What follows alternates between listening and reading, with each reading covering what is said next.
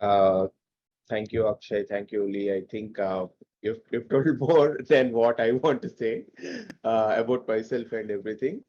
Thanks, folks, for joining in the evening. I know that it's pretty late, probably for some of you, and then definitely late in the evening, and you might be like logging off from your work for the day. So I want to make it very informal, and so that you can ask as many as questions that you want, and we will make it a conversational thing.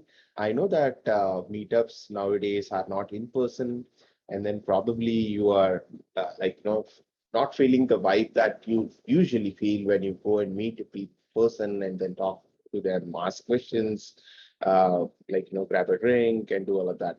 So I'm pretty sure that it would be a different experience. So I just want to make sure that it's as lively as it could get, and then I would definitely request to stop me in between and ask questions, and I'll talk about them. So please feel free to drop in the questions. So Akshay, if you see any questions in the chat, please stop me in between, and then you could ask the question. So that would help us to drive it, make it more conversational. Uh, Sure, that Arvind. being said, thanks, Uli, for running this in this event. I know that you're on vacation previously, and then you have managed everything so well. And then thank you for that. And actually, for inviting, coordinating this for multiple times. I mean, really glad that we could do it. So yeah, quickly getting into the session today, we're going to talk about observability one-on-one. What I want to specifically share is some basics and very something that a lot many people use it as a jargons, tool names that people use. But then, what does it really mean, and how would really help your journey in your DevOps career, or what you essentially need to know to get started with this entire thing. And if you have misconceptions about it, I'll try to clear them up as well, and I'll try to bring in some clarity. And if you think that okay, what Arvind is saying is wrong, or what you think that like okay, this is not what I've heard, please do ask me, and then I'm happy to correct it or like talk about it, or maybe we could discuss about it as well. So the title is a bit different than what I promised or the what meetup was today. Like, for example, it is saying observability one, and then I am talking about building observability infrastructure and code. And you will understand by the end of session why I was saying this and why just not observability, etc. Because we could go and talk about the acronyms, jargons, tool names, etc. But until it is not clear, maybe you might not really learn really well, and you might not have clarity on things. So basically, I'm Arvind. I work in Elastic as a developer advocate. I'm based in Bangalore currently, but I speak at all the community avenues, whatever it is. It might be a conference, it might be an event that is supporting developers, wide variety of things. My DMs are open, and on Twitter, you could ask me questions. I'm happy to help. And as well as I write a newsletter on open source and developers. The link is here. I'll probably share it in the chat as well later. So that being said, I also want to give a very brief outro on, before we get really started into, into the observability journey. So Elasticsearch is a wide variety of it's an open source project. Previously, it's a free and open tool now, and then it is used for a wide variety of things, say different use cases, but it's the stack that powers the entire Elastic software. So, or the solutions that you see usually. So basically, Elasticsearch is popularly, this entire stack is known as E, L, and K, ELK. Many people associate ELK with logging, some people associate it with search, etc. But then basically, this is the stack that helps you to solve problems actually. So Elasticsearch is the heart and soul of the stack, distributed, NoSQL, search engine, data store. It is REST-based, it has APIs. You could mold this play into multiple formats. That's how you are seeing multiple solutions for problems that is being built on. And then you have Kibana, which is a UI that sits on top of Elasticsearch, helps you to talk to Elasticsearch, see what's happening, or build visualizations. That's one another way. And then you have Logstash and Beats, which are in below. And what basically they do is like they ingest data into Elasticsearch. Logstash being a kind of ETL where you could extract, transform, and load the data into Elasticsearch. It has multiple plugins, more than like 300 plugins, which does wide variety of things again. And then Beats, which is a data shipper, which ships data into Elasticsearch. Multiple beats, each does a different thing.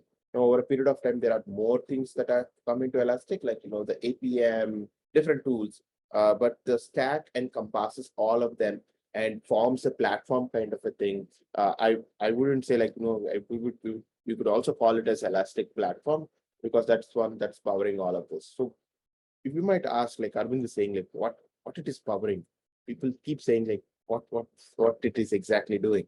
So the stack that we have seen here became this brick or platform that it is depicted in a logo, and then it powers all these solutions. Like say the enterprise search, the observability or security, each of them is a kind of an app that fires queries onto the Elasticsearch via Kibana or all of these layers, and then gets your job done and shows you some interesting information. So these are different flavors of Elastic Stack molded into to solve specific problems, be it search, be it observability, be it security or SIEM EDR use cases.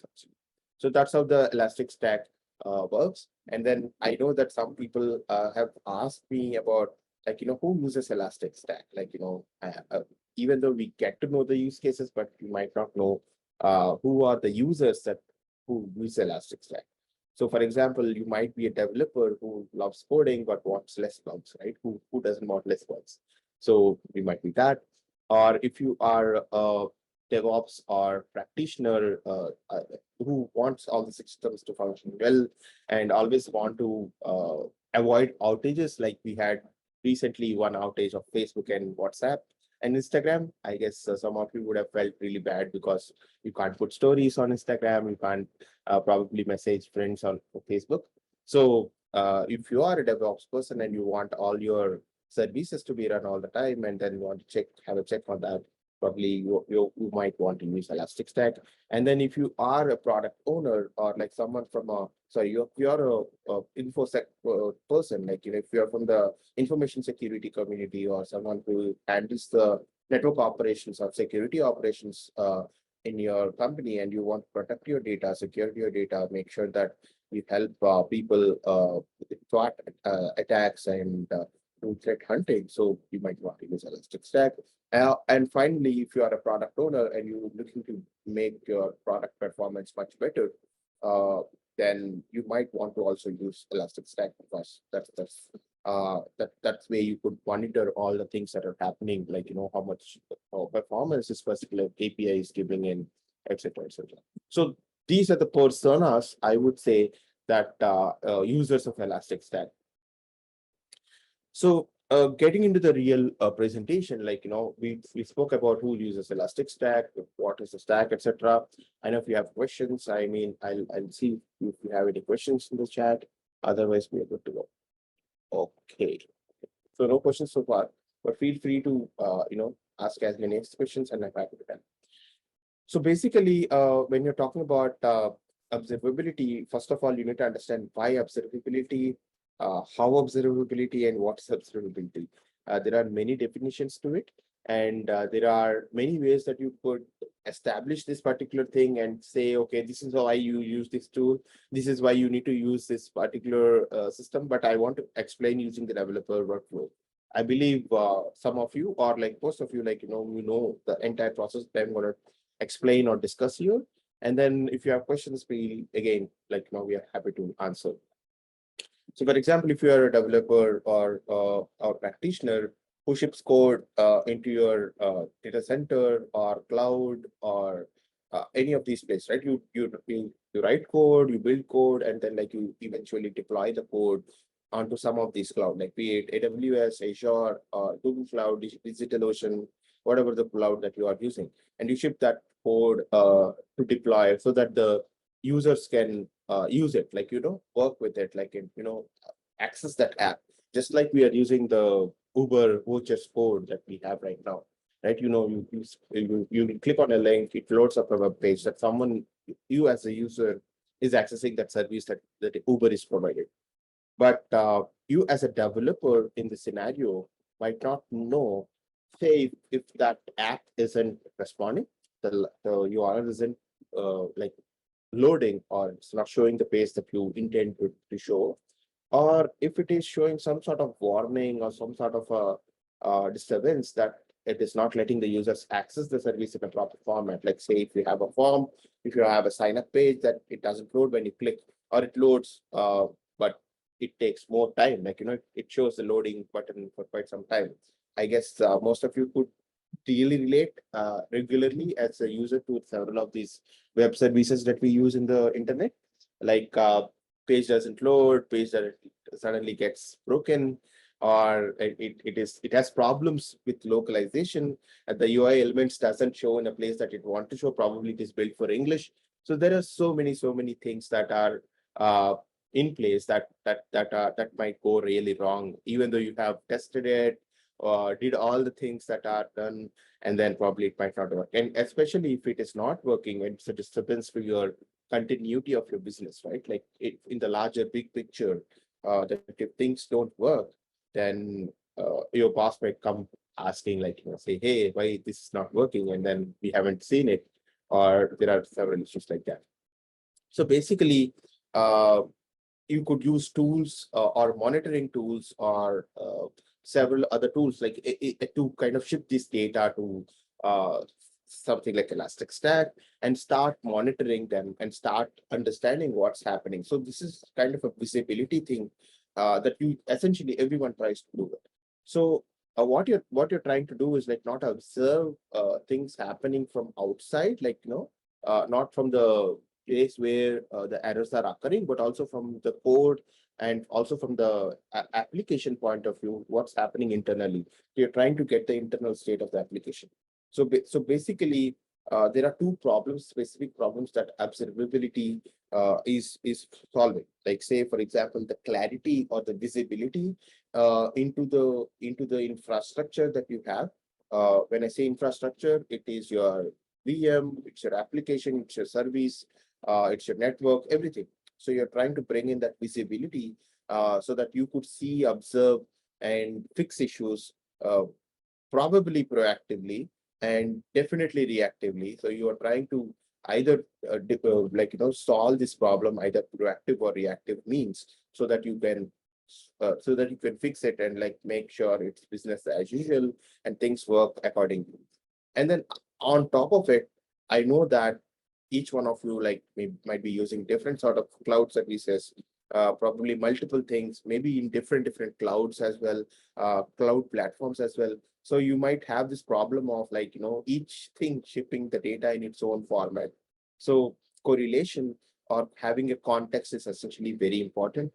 So it so happens that you have all the data, but you can't correlate at all. Like you can't overlay one on another, and you can't solve this problem.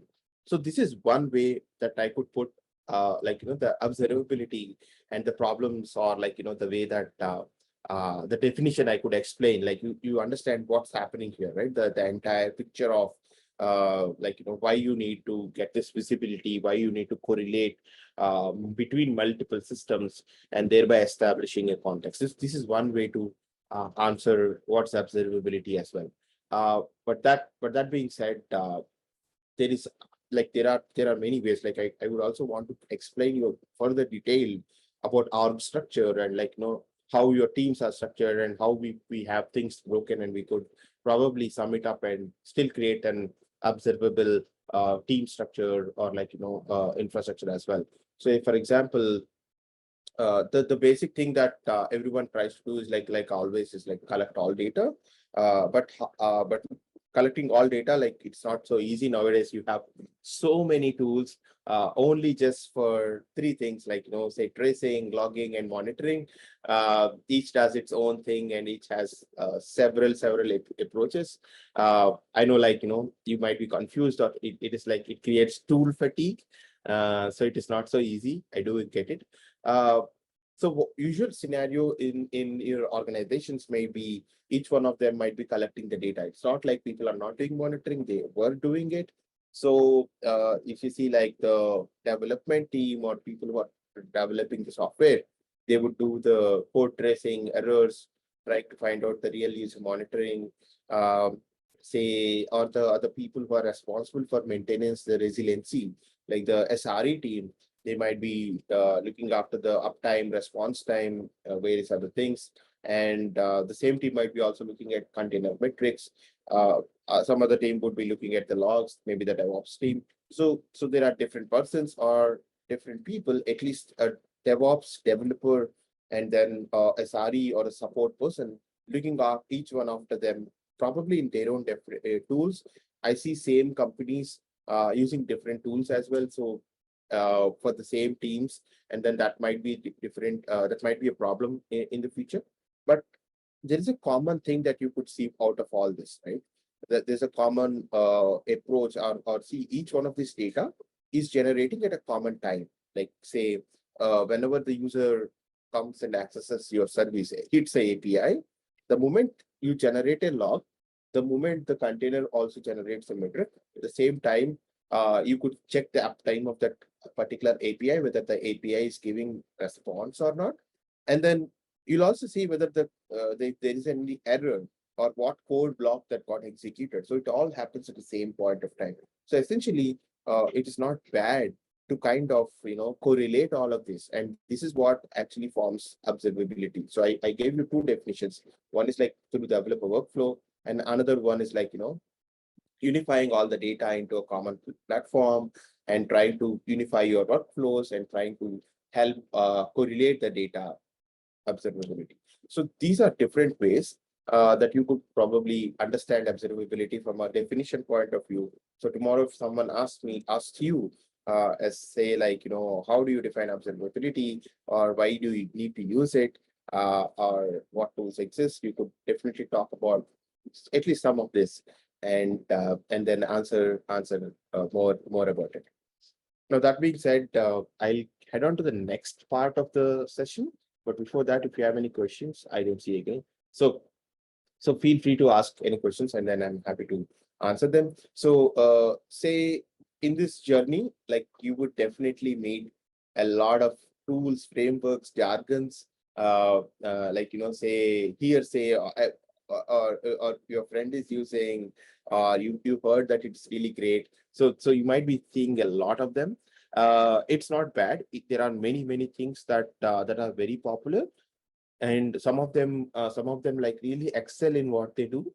Say for example, I'll talk about some tools which helps about like logs, metrics, and traces, open source tools. So you could also get to know about them. So obviously, we could talk about Elasticsearch, used for storing all sorts of data like logs, metrics, and traces now. So even uptime, real user metrics. So that's also there. Like you could also store and understand the core web vitals if you are very much into the web development. So you would understand what core web vitals is. So that is one another approach. I mean, one another thing that Elasticsearch started to show information about. And then you also have the open source projects from CNCF for tracing, like say Jaeger, which is a popular open source tool through which you collect traces and kind of like store the traces again in a backend store like Elasticsearch. It's like a tool to collect traces. Jaeger is one approach. Then you have Prometheus, very popular in the cloud native and the Kubernetes world, wherein you could store all the metrics. And then later again, all of them are like not full-time data stores like Elasticsearch, but then they are very popular developer tools where people use in the cloud native world to collect metrics so that they achieve observability. So Prometheus is one another thing that people use. And then you have Zipkin, which is a bit kind of like not so popular now. I mean, there are many interesting frameworks that have come up on the time. And then Zipkin is one another tracing tool. I think born at Twitter, and then like it's also like Jaeger. It collects traces. It can also collect logs, etc. And then you have open tracing, and open sensors. I think like there are a couple of projects that together forms this open tracing is another tracing tool again, but then they formed this very popular project now. It's called Open Telemetry. What Open Telemetry essentially does is it helps you to collect data in a vendor neutral manner, so that like you have agents, but it can ship data to any backend that supports the Open Telemetry protocol. Very cool. I guess if you haven't seen my colleague Ricardo and several others do sessions on Open Telemetry, so please see or follow them. Maybe you might want to, if you have questions on that, like you could ask more, and we could do a demo on that as well. So all of them, each in different format, like Elastic has its own agents, like Beats, now Elastic Agent, and again, which are like free and open source that you could use. And then you have APM, which is tracing a tool that you could use again to ship traces. If you don't want to use any of these and you still want to stick with Elasticsearch, like you could use them as well. So these are different tools which help you to kind of achieve the observability that we spoke in the previous slides. These are not the only way to solve solutions, but these are the tools that you could approach to solve the problems of observability.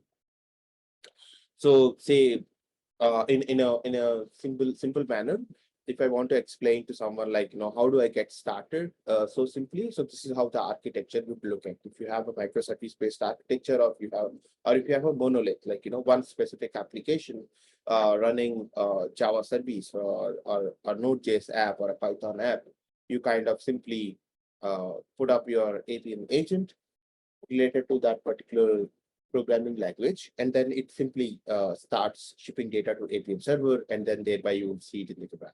So this is how your APM would simply look like. Would start looking at code, traces, and many more stuff like that. So that is one thing to look at. Similarly, like the same stack, all of these tools that we spoke about are vendor neutral, and also like they are platform agnostic. That means it can run on all sorts of clouds, as well as like it also has it also has the basically you could run it on Kubernetes as well. So there are different ways you could run it like in different formats as well. So this is one specific way to look at things. But then, as you could see, each tool ships or stores the data in different schema. If you see, like say, we spoke about multiple tools here, but each tool obviously might be shipping data in its own format, right? That's a problem that we see as well. If you start collecting data, each tool has its own formats, each tool has its own structure, etc. So how do you solve that particular problem, right? So here, Elastic also has similar sort of approach, and they also had faced same sort of thing. So correlation is an important thing that we have solved again. So Elastic Common Schema is an open source project, and then through which what we have done is like it create a common schema through which the data can be correlated. So it's just like a schema that we agree, just like a SQL table schema, that you have a bunch of fields, like all these tools ship data in that specific format. If they don't ship, like all the agents that we use, they ship. Otherwise, like we help convert the data into a specific format that that you could correlate when it comes to Kibana and Elasticsearch. So what does ECS do? It's like a common set of fields for ingesting data into Elasticsearch. It helps you to correlate data from different types of data sets. Like say, if you see a log file, and if you want to understand what's the CPU spike when that particular log file instance has happened, then like you could go from a log line to a matrix. Sounds really crazy, but probably if you see it in action, you will really see how beautiful it is that you could correlate all of this so easily. And then you also have it is extensible, and you could also reuse it in a different format as well. You could add your own fields as well, but we don't recommend that doing that. So in the same tools and same clouds that I explained, if you have code deployed on one of these things, like on your own data center or your own cloud platform that you have, and you use one of these agents to ship logs, or if you use one of these open tracing or Eager or open telemetry, it internally ships the data in the ECS format, which is the Elastic Common Schema, through which Elasticsearch understands. Thereby, you could correlate all of this as in the Kibana.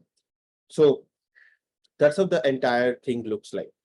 So I reached at the end of the presentation, and I have a very short and small presentation. I don't have I do know that I spoke for a long time, but then I definitely want to understand, like, if you have any questions, this is the time to ask.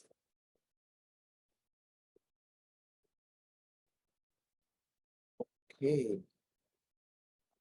So basically, what we are essentially trying to do is, like, collect data from different sources, but then still ensure that when it comes to our place, like the data store that we have, the data is structured, correlatable, and everything. So it is as good as, you could start looking at things very easily. So any questions at this point of time? If you don't have questions, I'll show you some more information, and then maybe if you get an idea, we can talk about that. So basically, you could go to demo.elastic.co, which has some of these in play. And I don't know if you have ever visited it. I'll just paste the link in the chat. It's really cool, and you could get to access all the things that I spoke about, and then thereby, like, you get tinge of, like, how it really feels to uh, get this setup.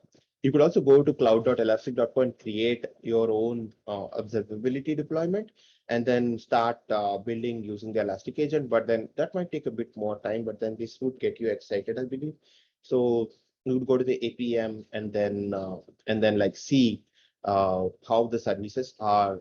And say, for example, if I am looking at a Node.js service, and you could see that how the the app, how the service is responding, and how the various metrics are appearing here.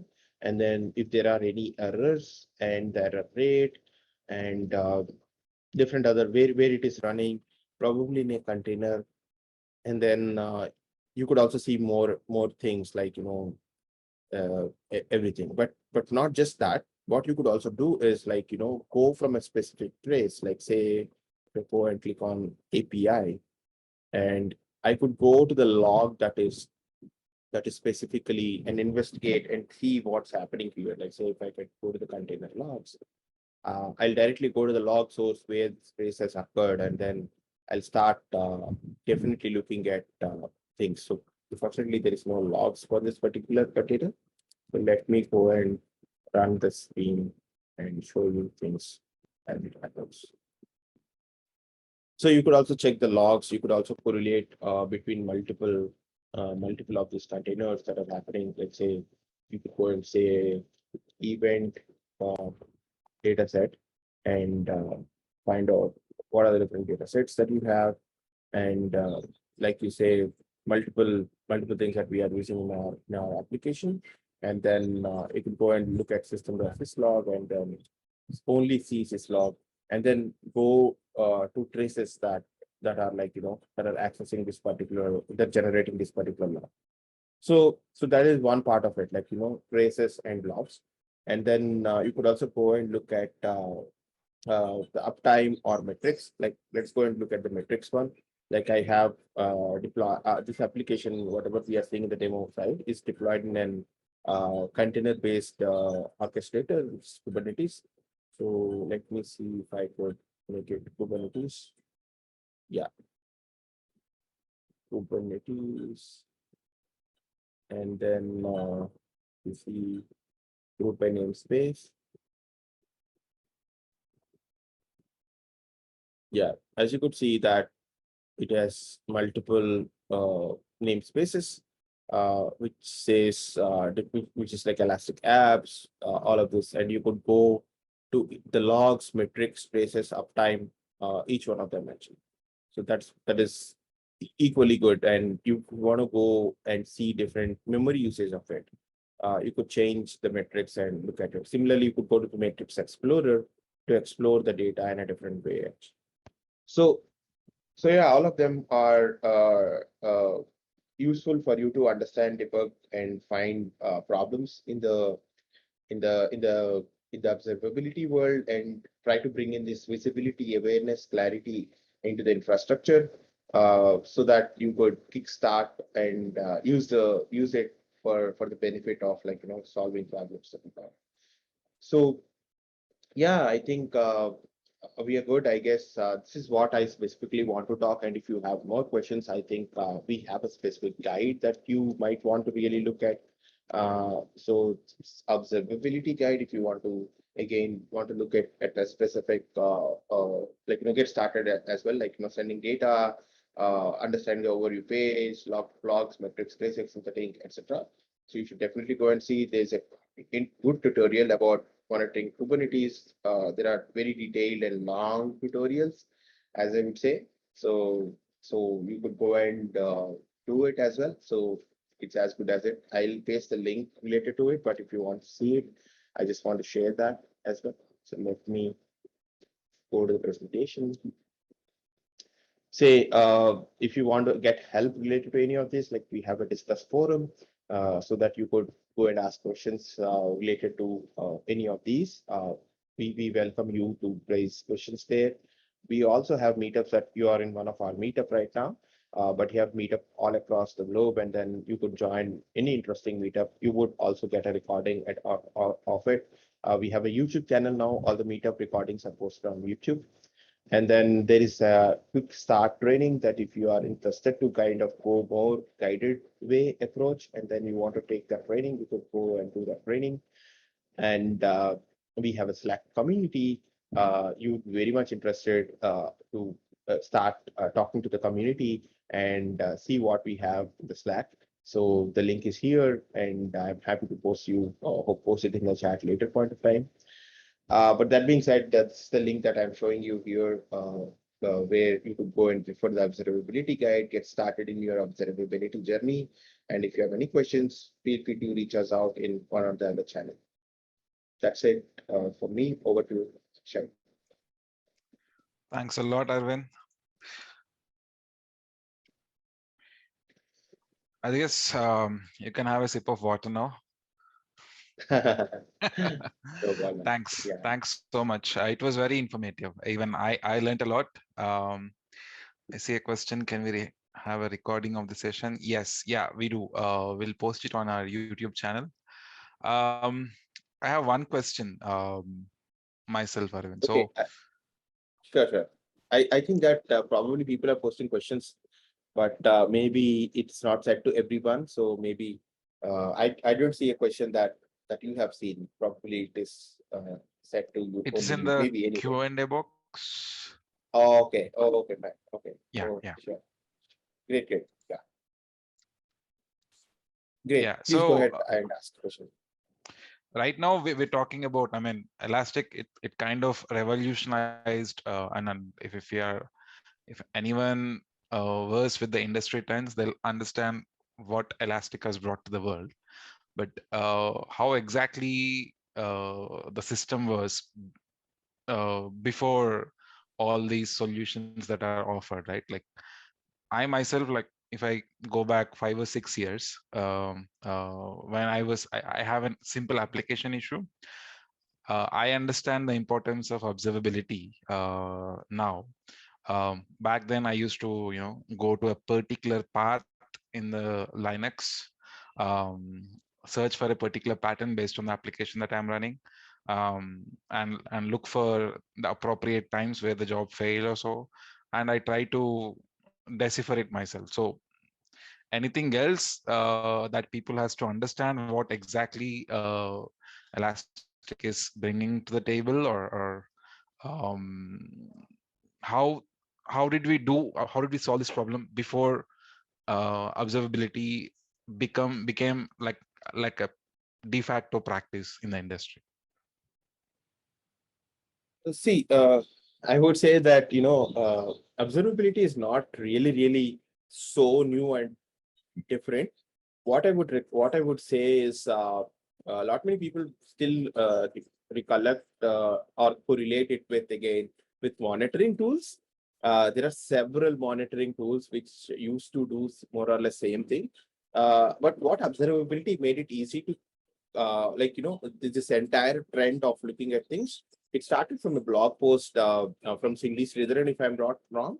She's a popular technologist, and then she speaks about a lot of system engineering stuff. You should definitely read her definitely read her blog on Medium. And then she has this one famous information about how do you monitor the internal state of application, what happens previous to observability is you take the application as a black box, and then you are getting the details from it, but you are not understanding the internal state of what the application is doing. So what essentially all these tracing tools, all these tools which help you to understand, which is trying to build this context actually, right? Say for example, your application is not working, your log saying that error is happening, but it might be a hardware issue, right? It might be something that a disk that is mounted is not properly mounted, or like the network is failing up for that particular area, or whatever it is. So you miss the context earlier. You need to go to multiple hops to find the solution, and that would cost you time. Just like we were talking about the outage that happened this week at Facebook. I think. So it would take time, right? So to essentially minimize that large scale outage, and we are building global scale services, you need something that will solve the problem. So basically that is where observability was born. And then that's where I started to hear more about it. Other than that, there are always tools which used to do it in silos. Like everything is a silo. You kind of go and get the logs, start having a tool for it. Even today it's still popular. Centralized logging is really popular. And then then you have a metric store which collects all the numbers and crunch it and show the graphs. And then you have a probably something crazy on the API side from the developer tool side, and then they would do something different. So all of this is in silos. No, observability try to bring in that 360-degree view of your infrastructure. So you see from here, and you could also understand what's happening on the other side. So that's where it all started, and then it became a thing. But I would trace it back to the blog post that Cindy has made, and then that's still really popular. And every now I think there are many people who have different definitions to observability. I would say that people say that logs, metrics, traces are three pillars, and I've spoken about that definition as well in my sessions, and how correlation is important, how it makes it a common place. But now I think it's expanding, just like how Hadoop and other technologies have expanded over a period of time. You have multiple approaches to do it. So yeah, we can talk about it all the time. That's how it all started, and it's all changed. Akshay, Makes complete sense, Arvind. Thank you. cool. I'll see if I could get that blog because and share it with you all, because that's really cool blog to kind of um, read and learn as well. Then Okay. we'll try to share that link. So that's it. I think I don't see any questions. Uh, You see, my the audience here are like, you've explained it very well in that case. That's the only logical reason. either it is completely understood, or probably it's not completely understood.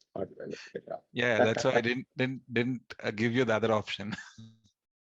So I have shared the link to the Cindy's blog, very popular. So you should definitely read. And yeah, Great. that's a cool one. Yeah.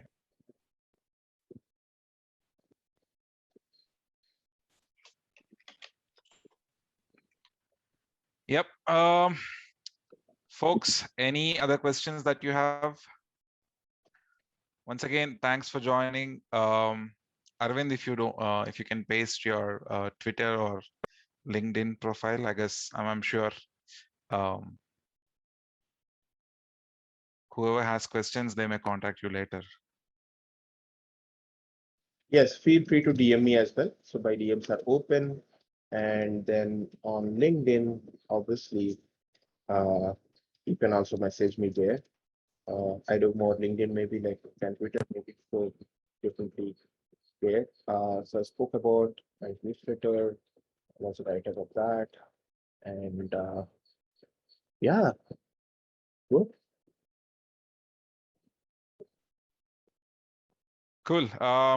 Folks, don't forget to fill the survey that Uli has shared. And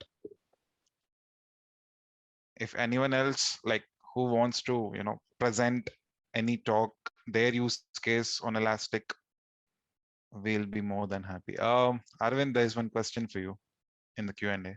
Okay.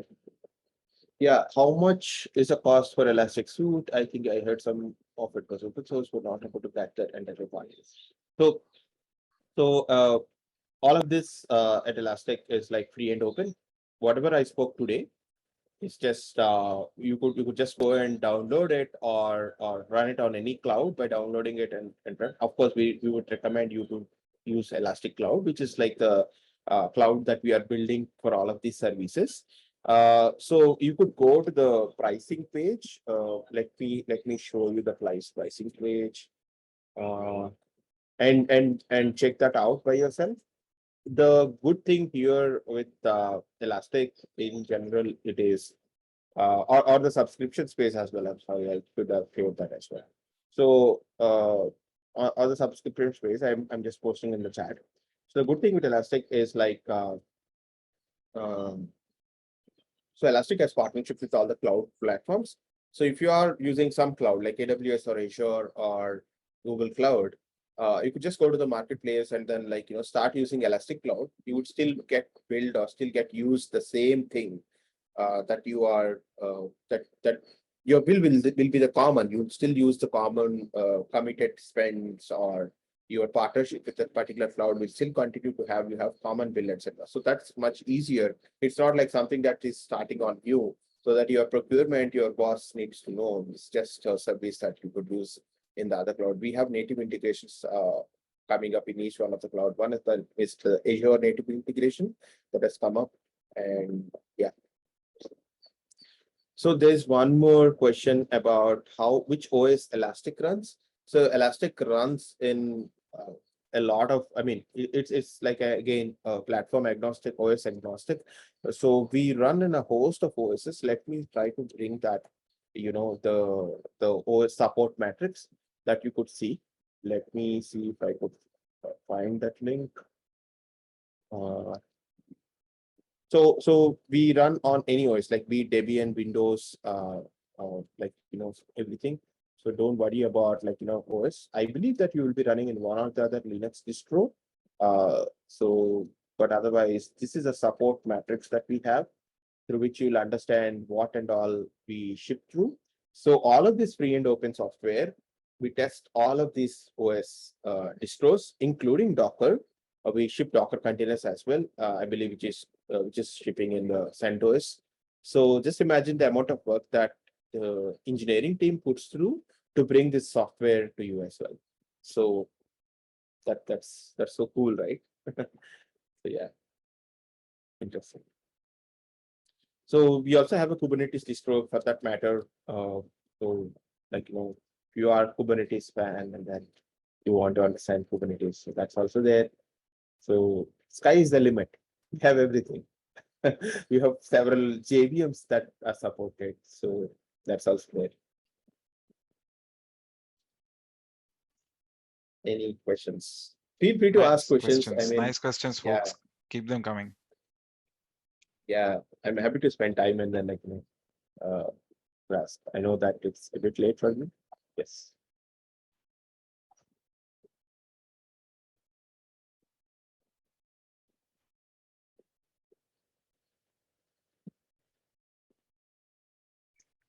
Oh, Lakshay, I think. Yeah, I guess we've covered a fair bit of topics today, Arvind. Thank you so much. Um, Folks, that's Arvind for you. And Uli and I will always be happy to organize any meetups. Once again, if you yourself are using Elastic and you would like to talk, please let us know. Uli just has shared the recording on our YouTube channel, so you can subscribe to the YouTube channel and you'll keep getting updates not just from this particular chapter, but in general from any Elastic user group around. And I've shared Costa Rica user group um, link initially, so you can join there and you'll get some updates there as well. Hopefully, we get to meet in person soon, if everything resolves. But till then, I guess we have to keep doing this. If I don't see any question or anything, I guess we can uh, call it a day, Harvind and Uli. Thank you once again, Akshay and Uli, for running this meetup. Really amazed, thanks everyone for holding on and listening to the entire monologue that I have spoken. And then if you have any questions, feel free to reach out. If you want presentation, I'll see if I could share that out. I think I have that on my site. I'll try to share the link as well. So yeah. Great. Yeah. Thanks, Harvind.